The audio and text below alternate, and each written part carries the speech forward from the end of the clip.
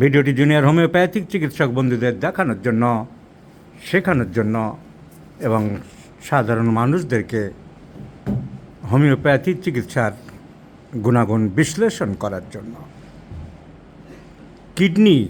কিডনির পাথর, কিডনির নিচে যে পাইপ আছে, যে পাইপ দিয়ে প্রস্রাবটা বেরিয়ে ব্লাডারে জমা হয়, এই ছবি দেখাচ্ছি। দুই দিকে দুটো কিডনি থাকে আমাদের, দুই দিকে দুটো কিডনি থাকে। কিডনিটা ছাঁকুনির কাজ করে, সেখান থেকে প্রস্রাব আকারে যেটা খারাপ জলটা, দূষিত জল, সে জলটা এসে গিয়ে ব্লাডারে জমা হয়, ব্লাডার থেকে বেরিয়ে যায় বাইরে।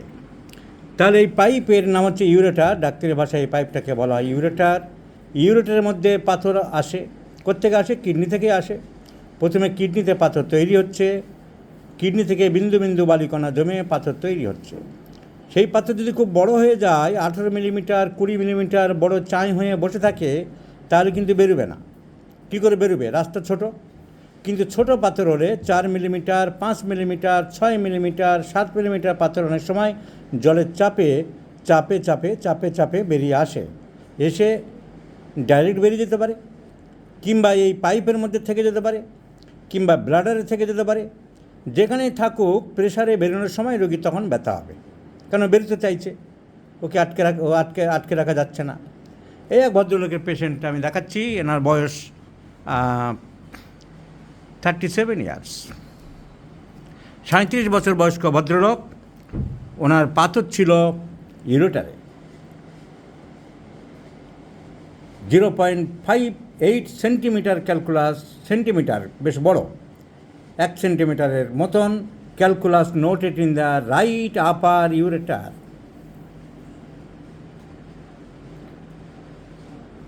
রাইট আপার ইউরেটারে যে ছবি দেখাচ্ছিলাম, রাইট আপার ইউরেটারের উপরের দিকে একটা পাথর আটকে ছিল। প্লেটে বা আমরা যখন ছবি আঁকি বা বইয়ে যখন এই সমস্ত ছবিগুলো থাকে, সবসময় এইভাবে ছবিগুলো থাকে যে একটা মানুষ আমার দিকে মুখ করে দাঁড়িয়ে আছে। সমস্ত বইয়ের ছবি, সমস্ত এক্সের প্লেটের ছবি, সব ছবিগুলোর উদ্দেশ্য হলো এমনি যদি দেখা যায়, তো আমার ডান হাতে যেটা সেটা কিন্তু নয়, আমার বাম হাতে যেটা সেটা হলো ডান দিকের ছবি। কারণ ছবিগুলো, এটাকে বলা হয় অ্যানাটমির ভাষা, এটাকে বলা হয় অ্যানাটমির নিয়ম, এটাকে বলা হয় অ্যানাটমিক্যাল পজিশান। আমার দিকে, এই ভদ্রলোক যেমন আমার দিকে মুখ করে বসে আছে, এনার ডান দিকের যেমন হবে ছবিতে তাই থাকবে। তো এই পাথর, আমি বলেছিলাম যে পাথর বেরিয়ে যাবে, হোমিওপ্যাথিক ওষুধে আগে পাথর বেরিয়েছে আমাদের। পাথরে বেরোনোর সময় একটু ব্যথা হবে। ভদ্রলোকের পাথর যেদিন বেরোচ্ছিল বুঝতে পেরেছিলাম উনি খুব রাগারাগি করছিলেন যে কী বিশ্রী ব্যথা হচ্ছে, আমি সহ্য করতে পারছি না। সেটা অন্য? ও, তো ওনার পাথর বেরিয়ে গেছে, ওনার পাথর বেরিয়ে গেছে। কিন্তু ওষুধে যে পাথর বেরিয়েছে, এরকম পাথর আমাদের অনেকেরই বেরিয়েছে, সেইটা বড় কৃতিত্বের কথা নয়। যেটা বোঝাতে চাইছি, ওনার পরের রিপোর্টটা দেখে হোমিওপ্যাথিক চিকিৎসার প্রয়োজনীয়তা কোথায় সেইটা দেখানোর জন্য। তাহলে 1 নম্বর, ওনার পাথরটা বেরিয়ে গেছে। 2 নম্বর, এটা হচ্ছে নভেম্বরের 26, 2022-এর নভেম্বরের লাস্ট, 2023-এর আগস্ট, 8 মাস পরে ওনার বেরিয়েছে। অনেক দিন ব্যথা নেই, কিন্তু পরে রিপোর্ট করে আমার কাছে আসার সময় যে রিপোর্ট করলো, তাতে দেখা যাচ্ছে ইউরেটার্স আর নর্মাল, ইউরেটার্স আর নর্মাল।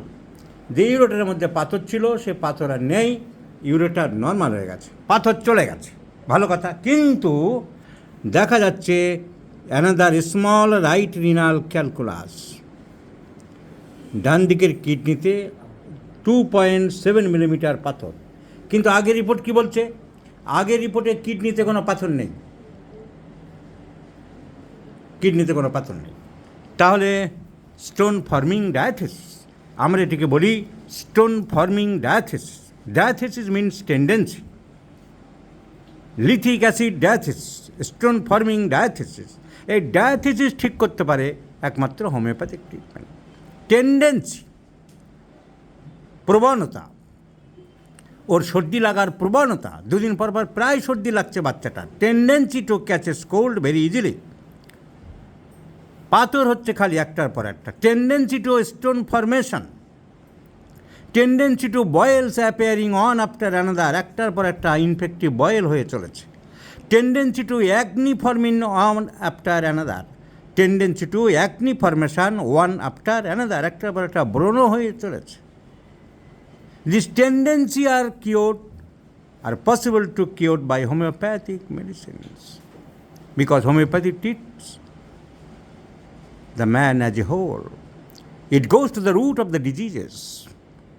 So প্রমাণিত করে দিলাম যে এই ভদ্রলোকের স্টোন ফর্মিং টেন্ডেন্সি আছে, যে কিডনিতে পাথর হয়ে ওনার নিচে নেমে এসে এখানে আটকে ছিল, আবার কিডনিতে পাথর হয়েছে, সেই ডান দিকের kidney, right renal calculus. So he requires A prolong course of treatment, যেটা অ্যালোপ্যাথিতে সম্ভব না। অ্যালোপ্যাথি ডাক্তারবাবুরা হাত তুলে দেবে, পাথর হয়েছে আবার অপারেশন করতে হবে, ডাক্তারবাবু অপারেশন হয়ে গেছে আবার একটা হয়েছে আবার করতে হবে, আপনার ভাগ্য খারাপ, আমরা কি করব? আরে ভাগ্য খারাপ নয়, ওনার শরীরের টেন্ডেন্সিটা দূর করতে হবে। কথায় কথায় লোককে মারা, খুন করা, টেন্ডেন্সি দূর করার জন্যেই যেমন জেলখানার নাম পাল্টে দিয়েছে আজকাল সংশোধনাগার। জেলখানার নাম আর নেই, কেন না সংশোধন করে দেবো তোমাকে। সংশোধন কী হয় তা আমরা জানি না, কিন্তু আমরা মানুষের শরীরে সংশোধন করতে পারি। তো this is the philosophy of homeopathy. We can rectify the tendency or diseases of the body. It requires a prolonged course of treatment with symptom similarity, and which can be collected by proper case taking and analysis and evaluation of symptoms, otherwise not. এক line দু line শুনে হবে না। প্যাডে অর্ধেকটা ভরিয়ে রাখলাম লাল কালি নীল কালি দিয়ে, আমার এই ডিগ্রি, ওই হসপিটালে ছিলাম, আমি এইখানকার মেম্বার, ওইখানকার সদস্য। সিমটম নেওয়ার বেলায় ঠোঁটো জগন্নাথ, কিচ্ছু লেখেনি, দু লাইন লিখেছে। প্যাডের 4 ভাগের 3 ভাগ ভরিয়ে নিয়েছে, 4 ভাগের 3 ভাগ ভরানো আছে। দেখি রাত দিন আসে, লাল কালি দিয়ে ওখানকার মেম্বার আছে, নীল কালি দিয়ে ওখানে ছিলাম, হলুদ কালি দিয়ে আমি এই জায়গায় যাই, কিন্তু রোগীর সিমটম লেখা আছে 1 লাইন 2 লাইন 3 লাইন, কিচ্ছু লেখেনি, কেস টেকিং করেনি, জানে না, বোঝে না, শেখার ইচ্ছা নেই। হোমিওপ্যাথির ডাক্তার সেজে বসে আছে, হোমিওপ্যাথির বোঝে না, যেটা দ্য ডিস্ট্রাক্টার্স অফ হোমিওপ্যাথি। এরাই হোমিওপ্যাথিকে শেষ করছে। তাই এক ঝাঁক নতুন উদীয়পাল হোমিওপ্যাথ তৈরি করার ব্রত নিয়ে আমি আসরে নেমেছি।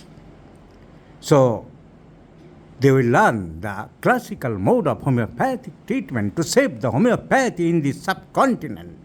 It should not be destroyed like the Western countries, and it has been already destroyed, my friends.